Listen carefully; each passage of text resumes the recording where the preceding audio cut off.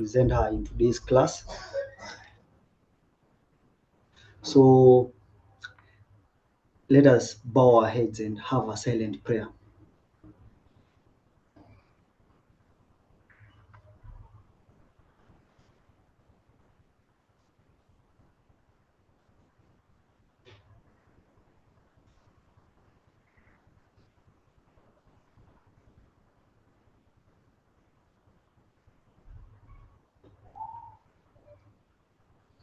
Amen. So I've got a lot of loose ends on my subjects. The last time we had a class together, I was trying to address the issue of adultery, fornication, and Revelation chapter 17. And I think as I was coming to the end of my class, also there was a question that was not answered. Or I would say we didn't agree. Maybe I will try to address part of that in today's class. So it was part of the woman.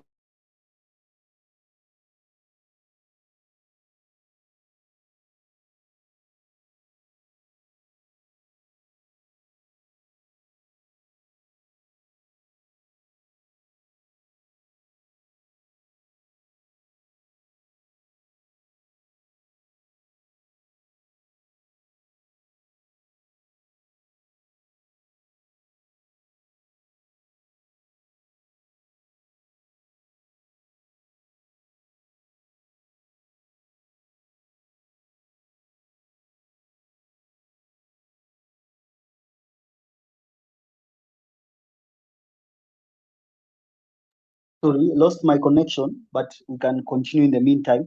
So saying we were trying to address the issue about the woman. So there is an affair between a woman in Revelation 17 and the kings.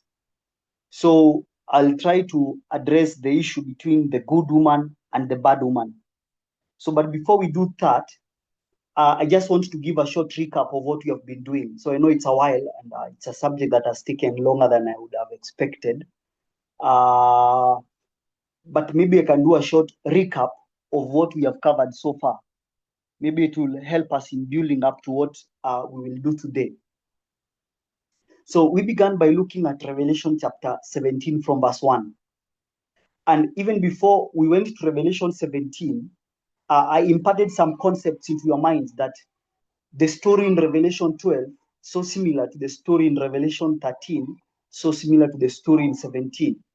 Actually, the beast you see there in 12, which is called a dragon, with 7 heads and 10 horns, it is the same beast that you'll actually find in chapter 13, which is the beast with 7 heads and 10 horns, and it's the same beast you find in 17.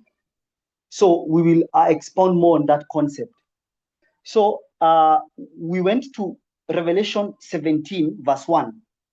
And what we were able to see is that John is told to come here, and I will show you something. So what is John being shown? So that's the question we asked ourselves. And the answer is still staring at us. Come here, and I will show you the judgment of the great whore. And when you look at the verse, we looked at the structure of this verse, and we said that John is gonna give us a structure by looking at verse 1. John is taken to the judgment hall where the woman is to be judged. I'm going to call this judgment executive judgment. The woman is receiving her reward. The woman is being judged. And we said that this woman is being judged because she did something. And the question we asked ourselves is, what did she do? And we are going to see that this woman who received a judgment did something in the previous dispensation. So we are going to see Muriuki, that the woman. we are not seeing you, Muriuki. I think we lost your video. We're not seeing you.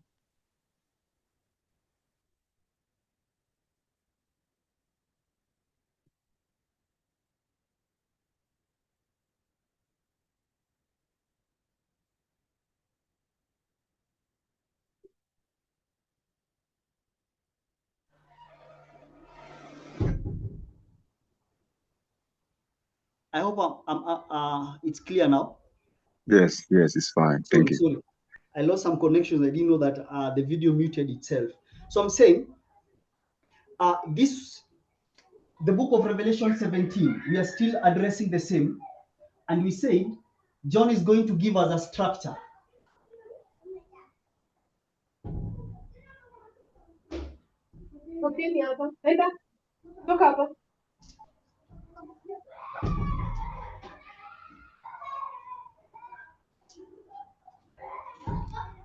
So we are saying that when you look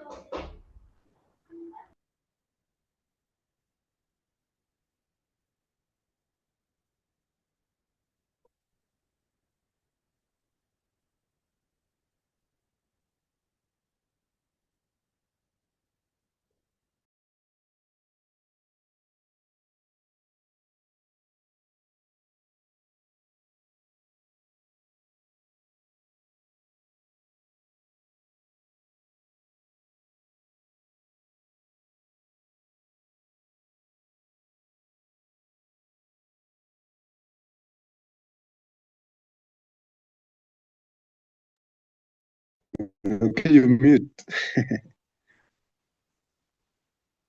Sorry, I'm saying John is in dispensation 1. He's in the Isle of Patmos. And he's going to be taken to dispensation 3, where he's going to be shown the judgment of this woman. We are going to find in verse 1. So, and we said, while John is taken in the third dispensation, where the woman is being judged, we were able to connect verse 1 with verse 3. So we say verse 1 is the same as verse 3. So in verse 1, he's just told, come here. And we ask ourselves, where? So we know that it is the judgment hall, but we specifically want to know the place. So this place, which is where he's told, come here, we ask ourselves, where? And we saw he's taken in the hall, where there is judgment of the great woman. And then when we looked at verse 3 will tell us where John goes to. So I can read verse 3 for you. It says, so the angel, he carried me away in spirit. So John is going to time travel into the wilderness. So we say verse 3 will tell us John is told, come here. So where is the here? Verse 3 tells us is the wilderness. So John is taken in the wilderness. And then we ask ourselves, where is this place called the wilderness? And this took us to verse what? A chapter in Revelation 12, verse, I think it's 6 and 14, if I'm not wrong. And when we went to verse 6 and 14, so I'm not going to read the verse, I'm just doing a recap of what we have covered so far. When we went to these verses, we saw that this wilderness is actually a what? A time period. And this time period, John is taken in a period, the 1260. So remember, we have already associated the chapters together. We have already demonstrated that Revelation 12 is the same as Revelation 13, is the same as Revelation 17. And so when you look at 12, 12 tells you there is a confrontation between who and who? Between a good woman. We'll speak more about this woman. That's the purpose of my class today. Between this woman and who? And a dragon. When you go to 17, what is John going to be shown? John tells us he is taken in the wilderness, and what he sees, wilderness, what he sees is a woman on top of a beast. And you create logic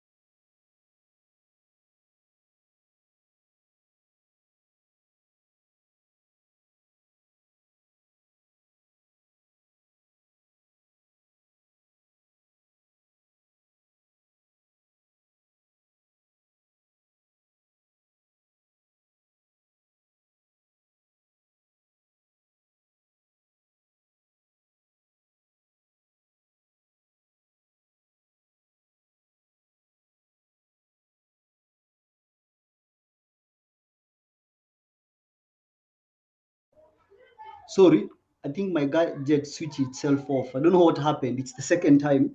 I'm sorry for that. So I'm saying, when you go to Revelation 12, you'll find the aspect of the wilderness. And when you go to Revelation 17, you find the wilderness. And I'm saying this dragon here is the same as this beast here. So it's the same time frame in Revelation 12. It's the same time frame when you go to Revelation 17. So John is taken somewhere, and in the wilderness, we are going to see what John will see. John will see a beast. On top of this beast sits a woman. So, and as the woman is riding on the beast, we are going to see when you go to verse 4, from verse 4. So, verse 3 tells us, so he carried me away in spirit into the wilderness, and I saw a woman sit upon a colored beast full of names with 7 heads and 10 horns. So, from verse 4 up to verse 6. So, when you go to verse 4 to verse 6, John is going to give us the description of the woman. How the woman looks like, both the woman and the beast. So John is going to tell us what he saw. I saw the beast. The beast is scarlet. And then I saw the woman. She's arrayed in purple, in also scarlet color. She also decked with gold and all that. John is also going to tell us what is on the forehead. It's a name, Mystery Babylon the Great. And verse 6, he also tells us that when he looks at the woman is drunk with the blood of the saints and with the blood of the martyrs of Jesus. And you're going to see when John sees the beast, what will John do? John will wonder with great admiration.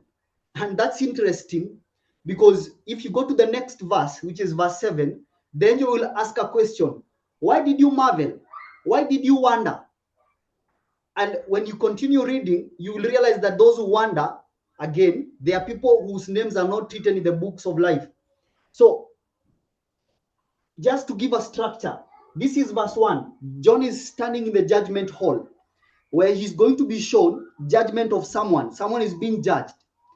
We are still to know what the one being judged did.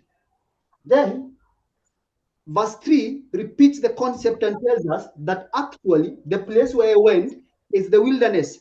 And what I saw in this dispensation of the wilderness is where we are going to understand what the woman did and what, together with the beast, and what makes her deserve this judgment.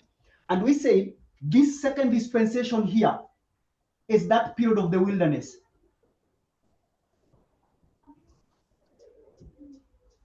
So John is taken, before you are shown judgment, you need to be shown what someone did. So John will now be taken into the wilderness and she's able to see what the woman did. And he's able to see the activities of the woman. And what we say is that when you go to Revelation chapter 13 begins in this dispensation 2 of the wilderness. So if you want to know what the woman did, you need to go to this period. Because we associated the wilderness with what? Revelation 13 will tell us what? Let's read 13:1. So 13:1 says, I stood upon the sand of the sea and saw a beast. So in 13 he says, he stood where? Why is John going to stand? Upon the sand of the sea. So the sand, standing upon the sand, this period called the sand, or this place called the sand, is the same period called the wilderness. And when John stands upon the sand, what does he see?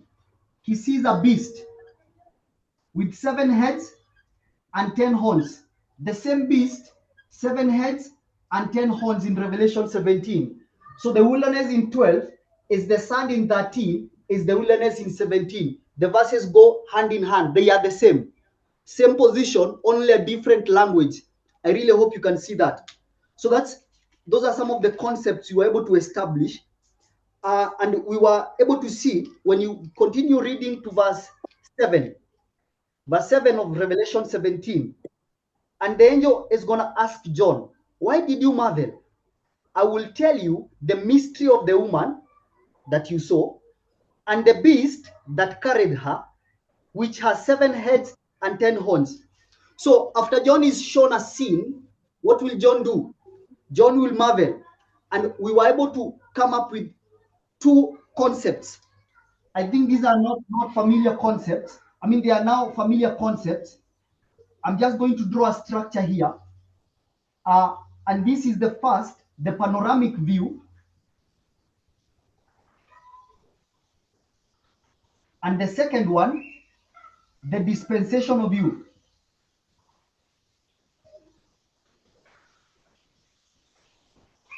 And what you're going to understand is that when John is shown these visions in these 3 chapters, you need to be able to distinguish to when John is going to give us the dispensational view and to when John is going to give us the what? The panoramic view. And in this aspect, when you go to verse 3, you need to realize that John, verse 3, this is the wilderness, a time period. And John is going to give us a dispensational view.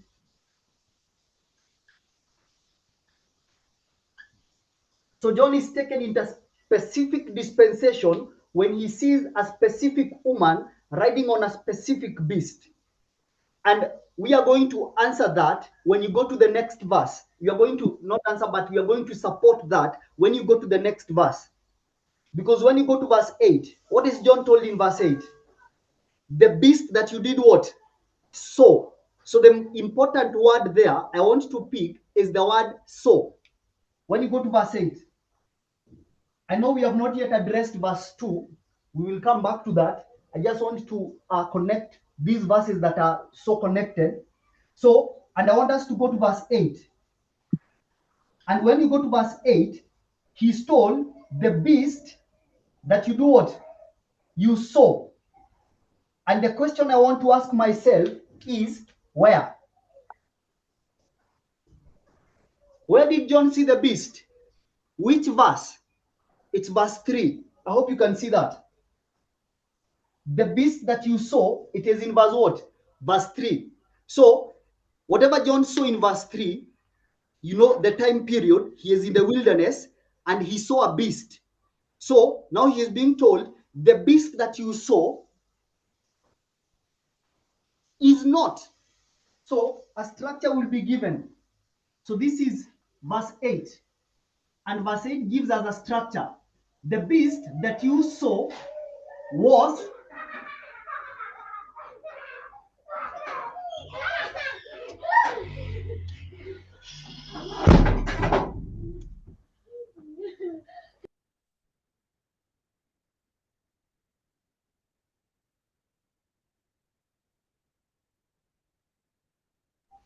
sorry.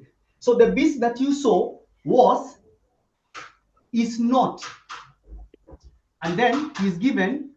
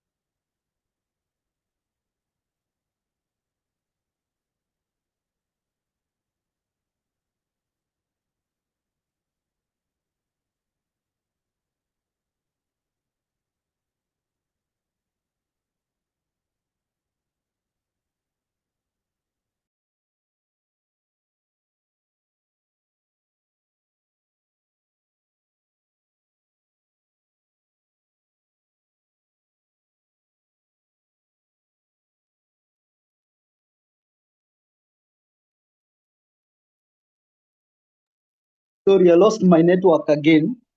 So I'm saying, John in verse 8, he's going to give us three parts. The beast that you saw was, is, and is not. So the beast was, so this is past. If you look at that,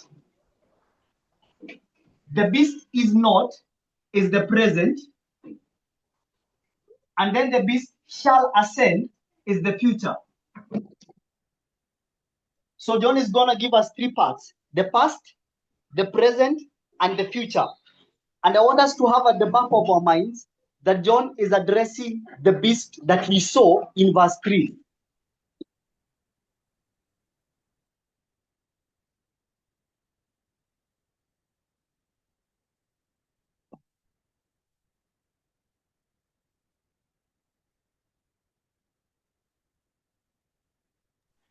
So the beast was, is not, and shall ascend. And you're going to find that when you continue reading the verse, it tells us, it gives us another dispensation, which I'm going to call it the fourth, which says, and shall go into perdition. So it addresses another period which says, shall go into perdition. So you are going to find that this beast that was this beast that was this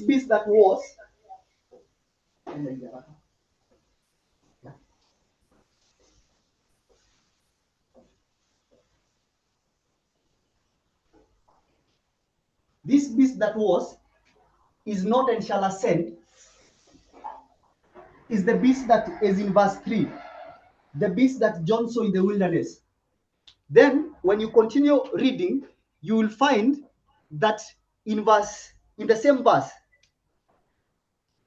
and they that dwell on the earth shall wonder, whose names were not written in the book of life from the foundation of the world, when they behold the beast that, so it repeats again, was, is not, and then it tells us what? Yet is.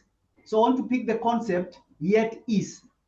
So there are people who will wonder when they see this beast, when it ascends. So when it is yet is, they shall wonder. Then verse 9.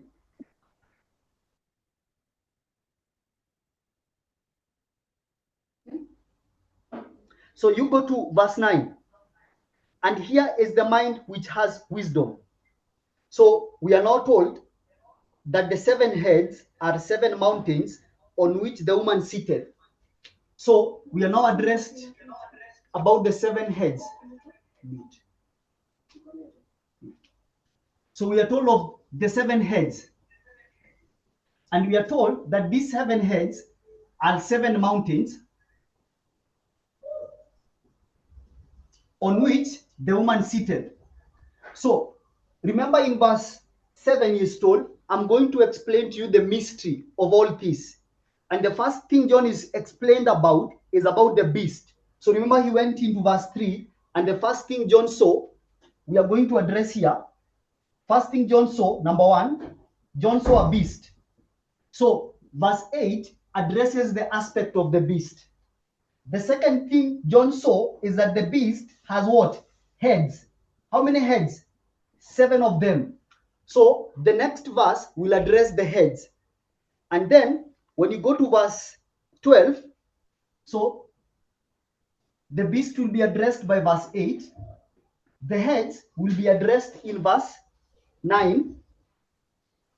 And then the third thing John saw are the 10 horns. And the 10 horns, John will be explained in verse 12. And then we will also have a better understanding of the woman.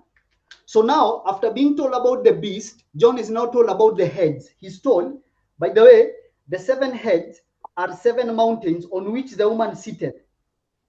And verse 10 expounds better, telling us that these 7 mountains are what? 7 kings. There are 7 kings. And then a breakdown is given of the 7, 5 are fallen. 1 is, which is the 6th. And then the other, the 7, not yet come, the 7th. So he's not given a breakdown. There are 7, the 5 are already fallen, 1 is, the other has not yet come. So, and if you remember in our last classes, we were able also to establish one thing, where John is standing. So coming back to this structure, we were able to establish that whatever place is the wilderness, John is standing at a specific time in place. And the specific time.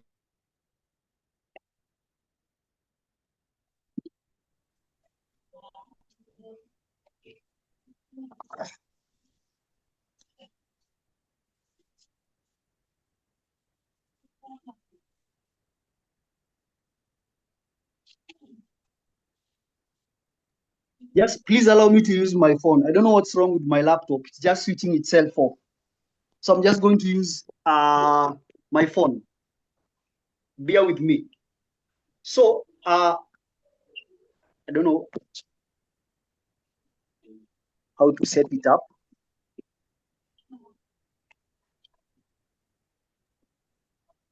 Let me just use that. So I'm saying 7 heads, 7 mountains, 7 kings. John is gonna be given a breakdown of the 7 kings. And then we already established that John is standing in a specific time and place. So from where John stands here, he is to see backwards 5 fallen. So we have 1, 2, 3, 1, 2, 3, 4, 5. So these are the 5 fallen, if I put it in form of a structure. So 5 kings are fallen. The 6th is, 1 is, and the 7th, not yet. So that's the structure of this verse. So from where John stands, so this is John, he sees 5 fallen. The 6th is in power, and the 7th has not yet come. And when he comes, he continues what? A short space. Then you go to verse 11. And when you look at verse 11, what we are going to see is a repeat and enlarge of verse 11 is the same as verse 8. It repeats the same concept. So let's look at verse 8.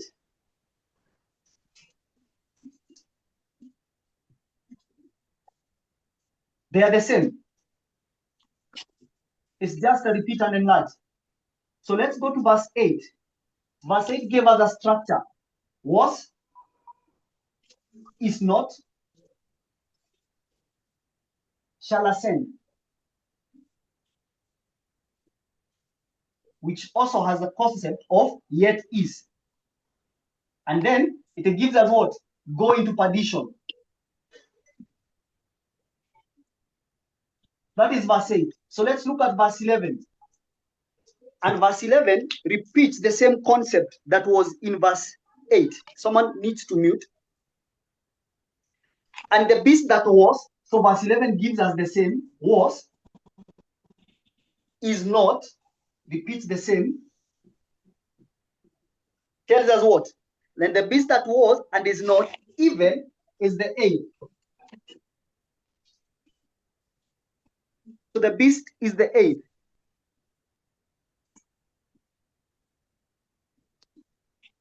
So Teresa and Maitia, please mute.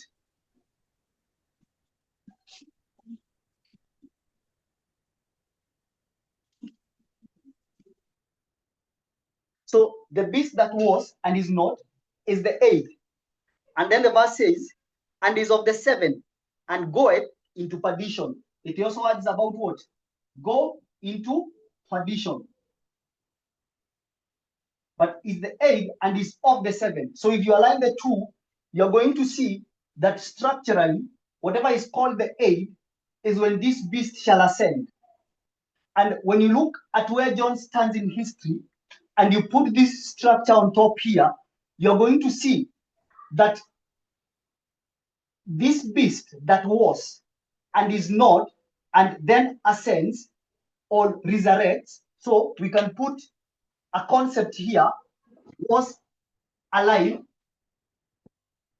is not alive presently, but shall resurrect, which is future. It's the same concept we can add to verse 11. Was alive, is not alive, but when it resurrects, the verse says, is the 8. And the most important aspect I want us to see is that when it says number 8, we know that there are only 7 heads. The verse is so crystal clear. There are not 8 heads. So the question we need to ask ourselves, what is the meaning of this part that says 8? And you're going to see that this is a symbol of resurrection. There are many stories you can go to the Bible and find that numbers have meaning. Number 8, children were circumcised 8 days old. It symbolizes resurrection. And the reason why the verse wants us to see there are only 7, because when it says 7, also number 7 has a prophetic meaning. It means completeness and perfection. So these kingdoms, 7 of them, the 7 kings, they are going to be 7 because number 7 has a significance. So what you need to understand is that the 8 is not a head, but rather a symbol of resurrection. So when this beast comes back, there is a number 8 there that tells us that this beast is a what? Is a resurrection. So from where John stands, 5 are fallen, the 6th is, and the 7th is not yet come. So I'm going to suggest, if it's a symbol of resurrection, from where John stands, if this which comes is a resurrection, it can only be a resurrection of what? These 5 fallen beasts. So it can be only coming from what? It can only come from the first fallen, from number 1 to number 5. And remember, one important aspect I want you to see, and I think I was able to review it in my one of the last classes that I had. When you go to Revelation 13, it is going to address a head. When you go to Revelation 17, it's going to address a what? A beast. And there is one important thing I want you to factor in, which is important when you want to understand these beasts and heads. This is the story between one kingdom, which we will call the kingdom of Satan, and the other kingdom, which we would call the kingdom of God. It's Satan's kingdom versus God's kingdom. It's the great controversy. And Satan has how many kingdoms? Only one. As in the same way, God has how many kingdoms? Only one. But now, just like the way God's kingdom transitions into how many churches? 7. So there is one kingdom which we call the Church of God. This is God's kingdom. But the Church of God undergoes 7 different forms. You find that story in Revelation chapter 2 and 3. I think it's Revelation chapter 1, 2. I don't know whether it goes to 3. Maybe I will add 3. When you go to Satan's kingdom, it is the same. There is only one kingdom of Satan, but this kingdom transitions into 7 forms. So in other words, I'm saying there is only one beast.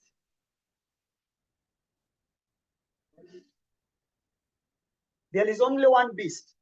And this one beast will transition into 7 forms. It's the same story you find in Daniel 2. There is only one beast that will wear 7 different heads. So here, the beast is one. So from here up to the end, there is only one beast. This one beast is Satan's kingdom. One beast, which is Satan's kingdom. But this kingdom of Satan will have to transition into different forms. So the beast would wear different heads. As God has only one church, which transitions into different forms, different heads. So, and when you go to Daniel chapter 2, it's the same logic you will find. You're going to find in Daniel 2, what you have on one side is a mountain,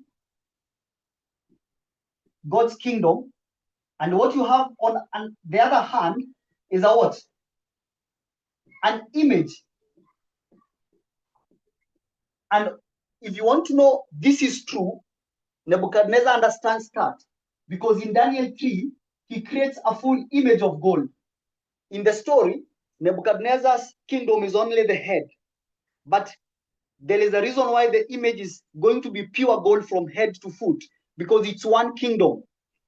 But this one kingdom will transition to how many parts? 4 transitions. They are explained in terms of what? Minerals. And when you look at these minerals, I hope it's not a new phenomenon to observe that they are going to downgrade in value, but they are going to upgrade in what? Strength. So it tells us Satan is perfecting his kingdom. It's not about value, but about what? Strength. And if it's the same logic if it's the logic we see in Daniel, we need to carry the same thoughts in Revelation. Though Daniel gives us 4, the other 3 follows the pattern. You have 4 testimonies to tell you. By the time you come to the 7th, it looks more perfect and strong. That's why we have a number 7, which is perfection. So the story we are dealing with, we are not dealing with 7 different kingdoms. We are only dealing with one kingdom, which is Satan's kingdom. But this kingdom transits into 7 forms as it perfects to a more powerful kingdom that can accomplish Satan's will. And on top of this kingdom is a woman. We'll talk more about the woman. So this what I first want us to see. Then another concept I would want us also to refresh.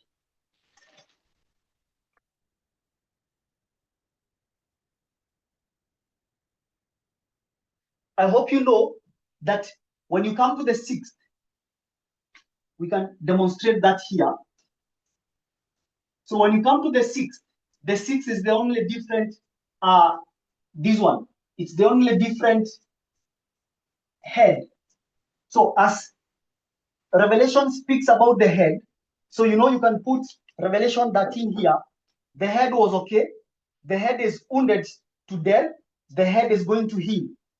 So what you are going to see is that when you come to where John stands, which is 1798, I'm not going to prove that here.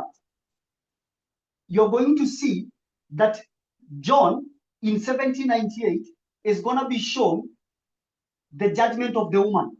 So the first thing you need to understand by that is that the story in Revelation 17 is not a future story. It is actually an already fulfilled event. So the judgment of the woman we are talking about, the original intent of Revelation 17 is not a future event. It's a what? An already fulfilled event. And if you want to know what the judgment of the woman is, I think verse 17. Is it verse 17? Verse 16, sorry. Verse 16 will tell us who judges the woman or who destroys the woman. The 10 horns which you saw upon the beast, they shall hate the whore, they shall make her desolate and naked, and shall eat her flesh and burn her with fire. The 10 kings are not future kingdoms. This story, we need to see that as you can prove that the kingdom that resurrects, the beast, this is beast number 5. It is the beast that comes as the 7th. This is the beast that is gonna die. This is the beast that will resurrect. The events of Revelation 17, the judgment of the whore, judgment between the whore and the beast will take place in the fifth head. This is the period, the wilderness period. So by the time you come to 1798, which is the end of that period where John stands and can look back, he can see the whore and the beast being judged. But what we do is that we take the same concept in the fifth, and what do? We assume, using logic, that these kingdoms, the fifth, will teach us about the seven. And so we are going to make application. So Revelation 17 is already fulfilled in the history of the fifth. So when John is standing in 1798, definitely you know he is not standing in future. He's already standing in a period when he sees the woman judged because of atrocities she did in the wilderness period. And we can go to history and explain how her judgment looked like. So I hope you know, in this story, the woman here is Catholicism or the papacy, if I would put it simpler. And the beast here, I'm going to say Rome, into brackets, the European powers. You know, they are part of Rome. So, and if we go back to our story, the story we were looking at, this is verse 2. Remember we said that the woman will do what? Will have an affair with the kings or the beast, whatever you want to put it, it's all the same. And you're going to see this woman having an affair with the kings, it's an illegal affair.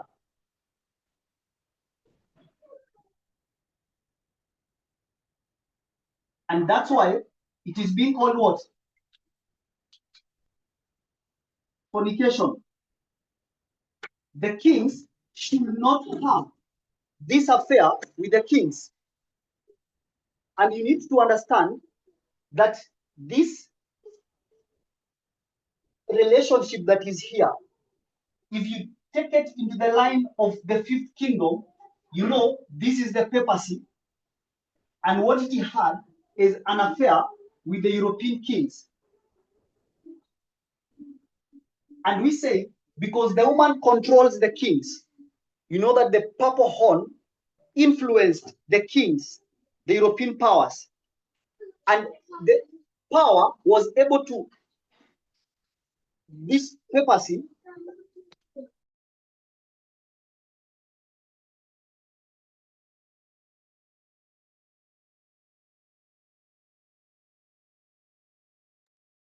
so you can go to the history of the fifth and you can actually understand how this history actually looked like.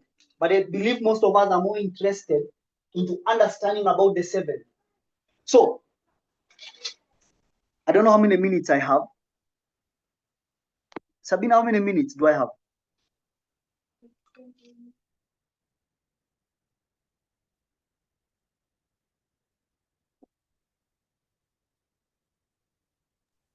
Hello, Dennis. I'm asking how many minutes do I have? 24, I think. Thank you. So let me address this issue, and I think this is the last lesson that I actually did. And I was trying to show that when you try to understand this affair, we went to the Old Testament and we tried to compare it with the New Testament. So in the Old Testament, we addressed the issue of adultery and fornication. And we came to the New Testament and we addressed the same. And we saw that the manner in which the Old Testament understands the subject is actually different from how the New Testament understands. So when you come to the issue of adultery, what defines adultery as the status of the woman.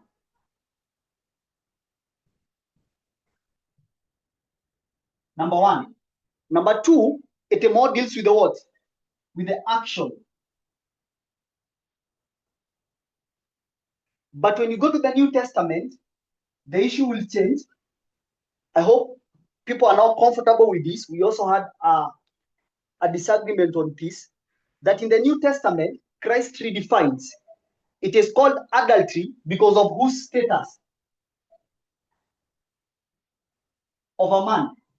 So Christ is now going to address if any man wants to do what? You can go to Matthew chapter 5, I think from verse 21. It's the status of the man. So Christ is going to describe adultery based on looking at the man. And not just that, Christ says it's not just action, but it is also what? The thought. You don't need to do the act itself. You just need to think about it. The thought itself leads you to committing adultery. So if you as a man, you crave after another woman, you're committing the sin. In the Old Testament, it was not based on the man. It was based on who? The woman. A man, though married, could have an affair with a strange woman. And as much as the woman is not married, that was not seen as adultery. But if the man, married or single, just had a relationship with a married woman, that was called adultery, and there was a penalty. Both of them would be stoned to death. So in the Old Testament, as much as it's a married woman, you become adulterer and adulteress. If it is not married, they don't call it adultery. Whether you are the man married or single, they will call it whorishness, or what you now call fornication. In the New Testament, Christ redefines that. It's not the status of the woman that is the concern in Christ's interpretation. It is actually the man himself. By even staring, you are messed up, because that's adultery. So Christ will look at it in the perspective of men, and we can combine the thoughts and say, we have advanced that line of understanding by looking at the subjects in the two dispensations, the old and the new. And we are going to see even the manner in which we understand adultery today, or I would say fornication, is not what the Bible used to understand. You can see the differences. And if we can remember, we were looking at this story, and we also addressed the relationship that Christ is addressing here is concerning the Jewish kingdom. The Jewish people, what have they done? They have desired, through their mindset, they have desired to be like Rome. So they are the man in this story, and they are lasting after the doings of the world, Rome. And Christ, who is the wife, who is the offended person, who is the good wife, who is not committing any sin in the story, is gonna file for a divorce if they follow the Jewish custom. But remember, the Jewish custom do not allow women to file for divorce. It's the men who file for divorce. So you can look at the dynamics and the complexity of that story there. But Christ is just trying to address the Jewish kingdom has gone into a bad affair with Rome, and Christ will divorce them. We took the same thoughts and brought them to the book of Revelation. And what we saw is that this affair, which is in verse 2 of Revelation 17, it's an unwanted affair. So whether you want to see it as adultery or fornication, we need to see that it is an illegal affair. And I think that's why I ended my class by juxtapositioning. I brought, which is following the same pattern as compare and contrast, which actually digs information that is not visibly seen. And I was able to compare two women, the good woman versus the bad woman. And what I was trying to demonstrate is that this bad woman of Revelation 17, comparing her with the woman of Revelation 12, you're actually going to see that the bad woman has an affair with the kings. And I say, this is an illegal affair. And then I asked, sorry, and then I say, the reason why it's being illegal, it's because the kings ought to be in a different affair. The kings should not engage in the affair with the bad woman. They ought to be in a different affair. And I said, the different affair they ought to be in, they ought to be in an affair with a good woman, which is the legal affair. So it's called illegal fornication because it's not allowed. So, and I think this is where we didn't agree. So I want to address this, and then we'll come back to this if we have time. So I'm going to take a picture and then rub my board. My board is full. So allow me to take a picture and then I will send it later.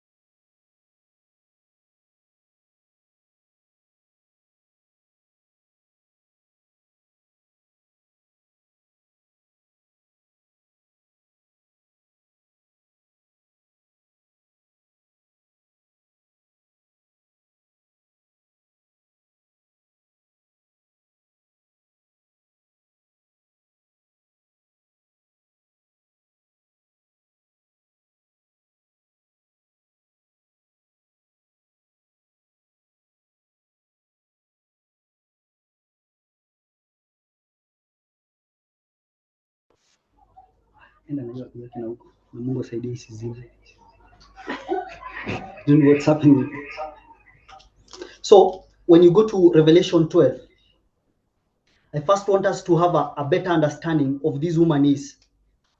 And even before I do that, I want to demonstrate something because if I remember, I think one of the members was saying already the woman is in a different affair with someone else. So there is no way the woman could be having an affair with the kings.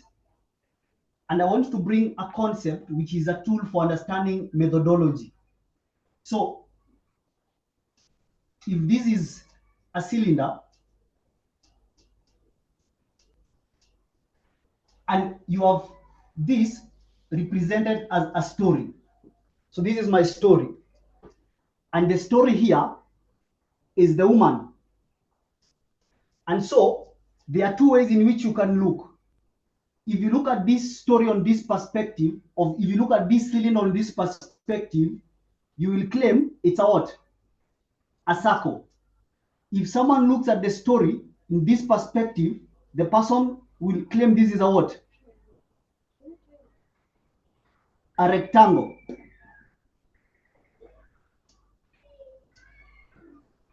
So, and if you ask between person A,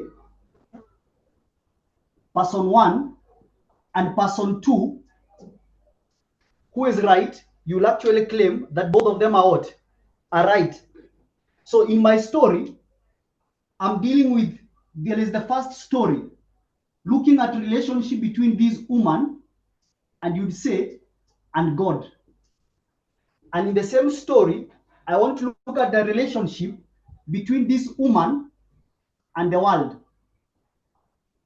So remember, this is a figurative language. The story about marriage here.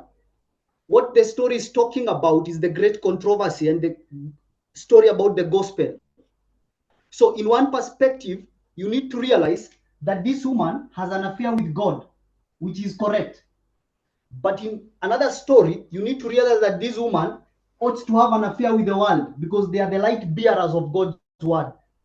So if I say I'm looking at it in this perspective, I am still correct. But if you're looking at it in this perspective, you are still correct. What you need to differentiate is the subject. What is my story? I'm not dealing with a relationship between God and his people.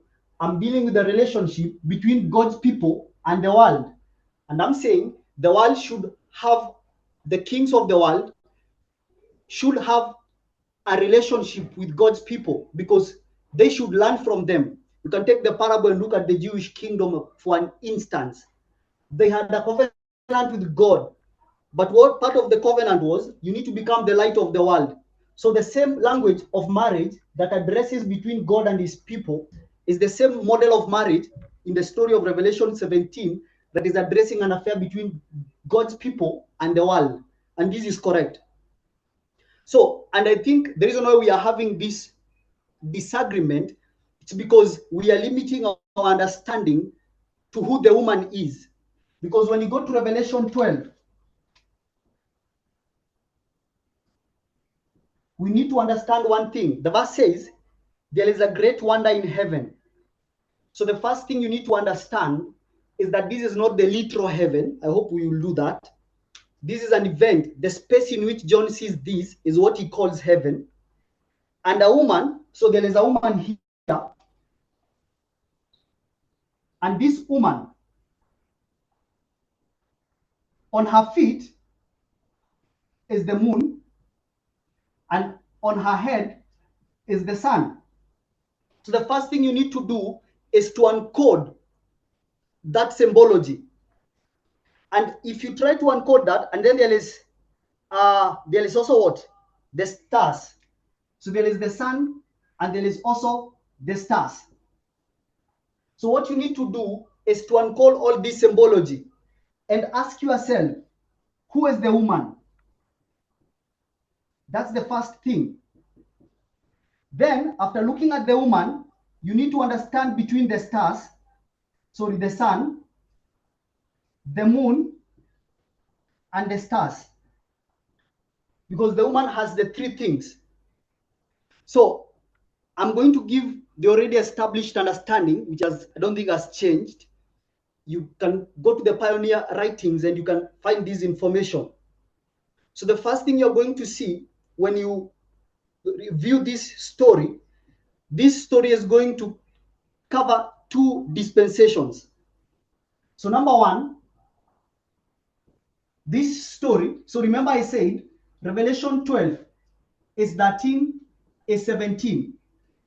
And the woman here will take us into the wilderness, which is the same in 17, wilderness. A period which we can agree is the 1260. Now, when you look at the woman, in this story of Revelation 12, she's going to be covering a dispensation between the fourth head and the fifth head. Remember, the beast is the same. So you have a dragon, which is the same as the beast. If the beast has 7 heads, the dragon also has 7 heads. But you need to realize the story in 17, the dragon is the same. But you need to ask, which the story is in which head? Revelation 13 from verse 1 is going to deal with head number what? The fifth head. But the story in 12 is going to combine the 2 heads. First part of the story in the woman is going to deal with the fourth head. The other part is going to deal with the fifth head. And when it is going to deal with the fifth head, it's going to deal with the story during the wilderness period. because the dragon will pursue the woman in the period of the wilderness. So in this story of chapter 12, the fifth head is also called a dragon. But the fourth head will also be called a dragon. So you need to look at the context, the events that the dragon does, to distinguish when the dragon is the fourth head and when the dragon is the fifth head. So you already know, I already established this again, that the fourth and the fifth head is one kingdom. Which kingdom is it? Rome. This is one kingdom, fourth and the fifth. And you can also see the sixth and the seventh is again one kingdom. Which kingdom is it? USA. So coming back to Revelation 12. So when you go to the Bible, remember Revelation is in a figurative language. The first story you go to is the book of Genesis, where there is creation. And the first thing you're going to see is that the sun and the moon, they are told they will rule. So the aspect I want to pick is rule. The sun, when does it rule? During the day. The moon, when does it rule? During the night. And the moon borrows right from the sun. Carrying the same thought, I go to Genesis again, and the second story I want to go to is the story of Joseph. This is Joseph's dream. For those who can remember, Joseph has a dream. I saw in my vision ruling over the what? The sun, the moon. So there is the moon and the stars in Genesis, and the stars. And when he explains the dream to his father, the father is going to curse him. Are you suggesting that you are going to rule over me, the father, your mother, and your brothers? So again, the second time, these symbologies have been used to show an aspect of what? Rulership or organization, an organization. The third example I'm going to go to is the fourth trumpet, where a third part of the stars, of the sun, the moon, and the stars will be what? Quenched. And what the story is addressing in the fourth trumpet is the destruction of the organization structure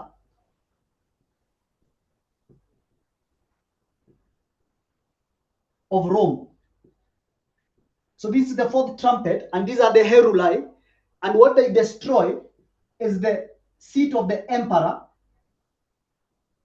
the seat of the senate, and the seat of the consul. That's what they destroy, and that's what the sun, moon, and the stars represent. How many testimonies? All these.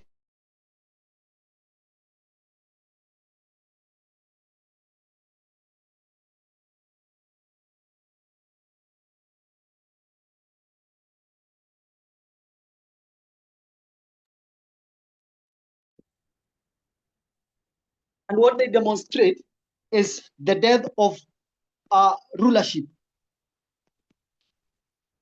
So when I look at the story in Revelation chapter 12, I'm going to suggest the sun, the moon, and the stars have something to do with organization, the setup organization. So this is now Revelation 12. And what we need to ask ourselves, in what time period are we dealing with an organization? And the wordings in Revelation 12 will try to help us that. Because I know I have limited time, I will not do that in details now, but I'm going to mention a few as facts. Next time we have a class, I can do that in details. So there is a reason why the verse will tell us that there is a woman here, how she's decorated, and then as she's crying with a child, and this child wants to be delivered. Who is this child? Why would the Bible speak about the woman about to give birth to a child? And then verse 5 will tell us, verse 4, there is now a dragon And this dragon, what will it do? It is going to draw the third part of the stars of heaven and cast them to the earth. So I'm going to suggest, when you look at the story, it is going to deal with draw a third part of the stars and cast them to the earth. And then it is also going to stand in wait to destroy the child as soon as the child is born. The child is born, who is to rule the earth, the nations with a rod of iron, and is caught up to God into his throne. So this is just a parable. And I'm going to suggest, because of the interest of time, that by the virtue of the story is dealing with the child, the aspect of the child being there, it's going to help us in identifying which dispensation. So this woman, in the standard Adventist teaching, we always associate it with the church. So we always say that this woman is the church. And what we understand is that when you come to the sun, so the woman is clothed with the sun and the moon. So you can see on her head is the sun, and then on her feet is the moon. And I'm associating this with tools of organization. And what the pioneers understood is that the sun, which is the light that shares with the moon, you're going to see that they associate the moon with the Old Testament era. So it's on her feet. And what she's going to do is that she's going to associate, the pioneers, they are going to associate the moon with the Old Testament era. And they are going to say that this is the foundation of what existed as this woman, God's church. During which period? In the Jewish period. Because they associate it with the birth of Christ. And then they are going to associate the sun with the New Testament era. And as the woman lived on the light of the moon, the Old Testament era, it depended upon this was in types and symbols. This was the real deal. This is antitype. They lived on the Old Testament, which was in types and symbols, which relied on the truths on the New Testament. So by the time the woman is clothed with the sun, this is the gospel era, when they're living in the era of the antitype, and it is the same time that Christ is born. But I want us to see, as you look at this story and look at the Old Testament, they are going to say these types and symbols, what they would call it is the Jewish economy. And when you look closely at the Jewish economy, it was a theocracy where everything they did in the religious perspective and in the political perspective was significant to the types and symbols that entailed the story of redemption and the sanctuary. And so when you come to the New Testament era, what you're going to see is that in this New Testament era, you're going to find that as there is a theocracy in the old, in the new, we are going to have a separation of what? Of religion, which I would associate with the church, and the politics, which I would associate with the state. And in this story, the woman, which more people associate with the church, they are going to associate it with the new or the spiritual kingdom of Israel. Whether you want to call it Ephesus or whatever.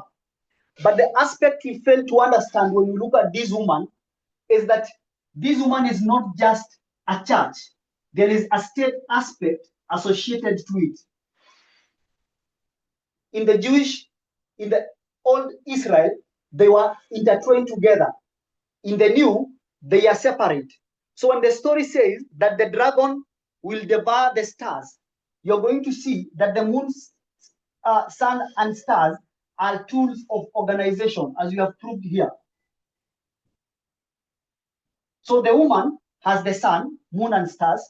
Pioneers would associate this with the Jewish era, which had a threefold. They had the kings, they had the priests, and the Sanhedrin, the organization that dealt with disputes and whatever. And what the dragon does is that it sweeps at that. And one of the entity that is taken is the kingship. This is the era, the end of Asmonean era, when they take over the kingship. And from here, you can see that all the kings, they are Jewish kings, but they are under who? Rome. So as much as the Jewish are allowed to practice their religion, who controls the state affairs? It is Rome.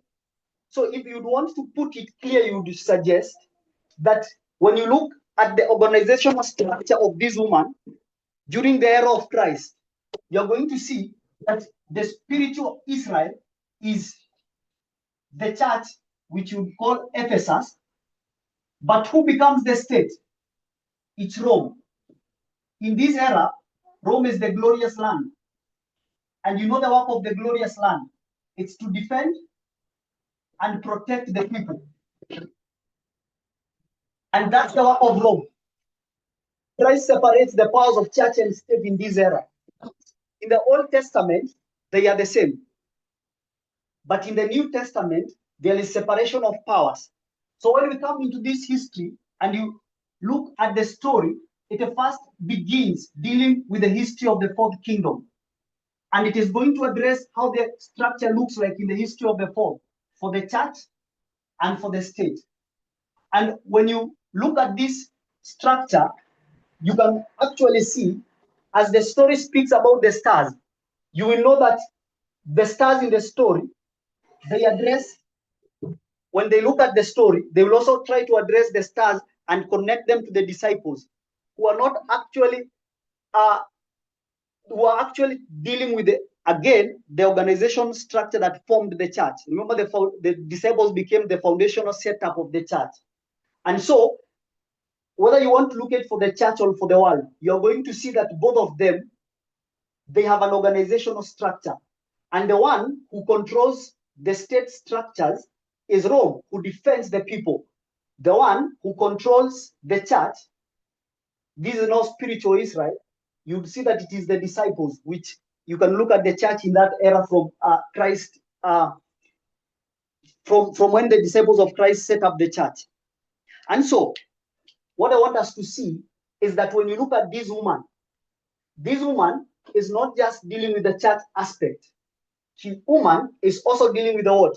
With the state aspect. And that's important because as we continue to break down, you're going to see the woman now takes us to the period of the Dark Ages.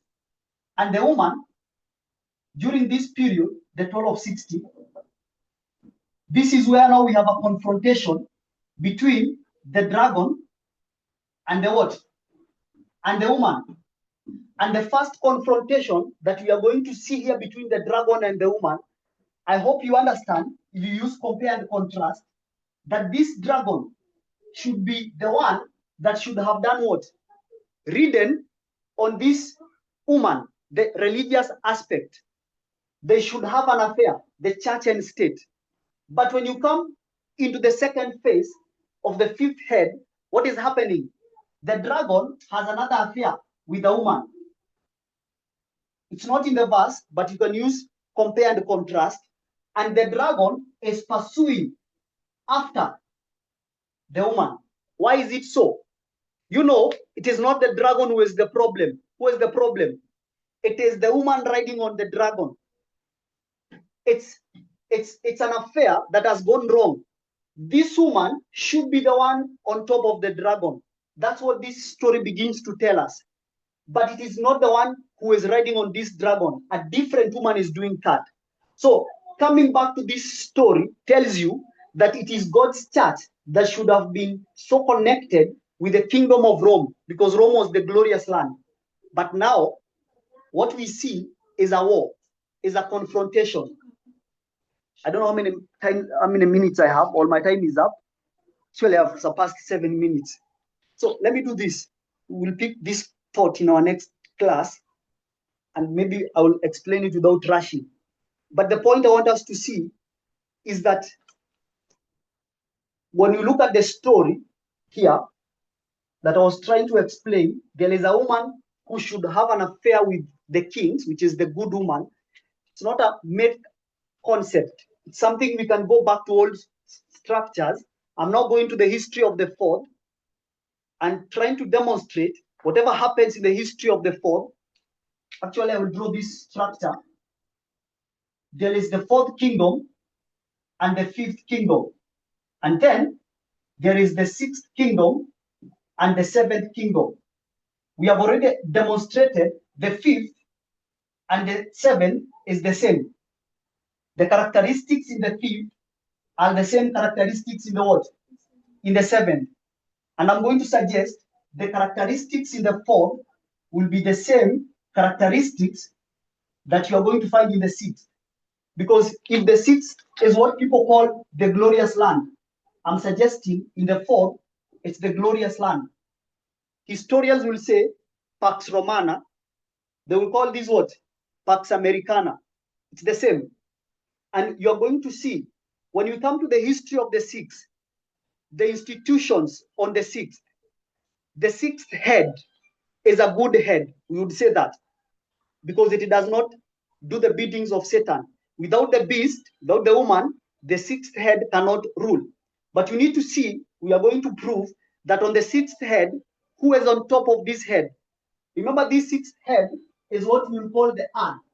It is the earth that helps this woman. When you come into the story of the 1260, if it is the earth that helps this woman, it means the good woman is riding on who? On the sixth head. And it is a good institution. But what happens? The sixth transitions into the seventh, and what do you have? Persecution. The bad woman takes over, the dragon spirit takes over, and the bad woman now rides on an institution that is tolerable for her, and she's able to pursue after the good woman in the seventh history. Compare and contrast. In the fourth, the structure is clear. Rome, in this fourth head, is the glorious land. And the institutions that are there for Rome is to defend and protect the people, and they are good in that. But when they transit into the fourth head, what do you find? A problem. The bad woman, now ruling over the head, is going to pursue after the good woman. And that is the story we find in Revelation. So in chapter 12, you need to see the two heads, the fourth and the fifth. As you will see, the sixth and the seventh, which is actually one kingdom, fourth and fifth, one kingdom, 5 and 6 and 7. And you can use the information in the fourth to help you understand better of what also happens in the sixth, as you'll do the same for the fifth to help you understand what happens in the seventh. But I think we'll try to deal with this. My time is up. And I'm very sorry for network issues. I don't know what is happening. It's never happened. We'll check on that. So allow me please to stop there because of time. And I'm going to invite you for a closing prayer. Thank you, Lord, for the hours that you have given us to come and learn, reason together. As we continue learning these truths, please give us clarity of thought, better understanding of this message. Help us to juggle these difficult concepts and make them easier for our brains. We pray that as we also continue with the same programs of the day, be with us and guide us until the end. For I pray this in Jesus' name. Amen.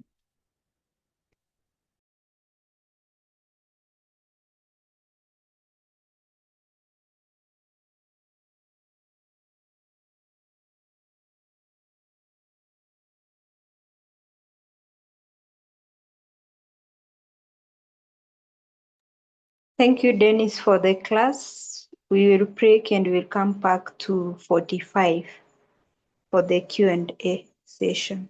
Have a blessed lunch.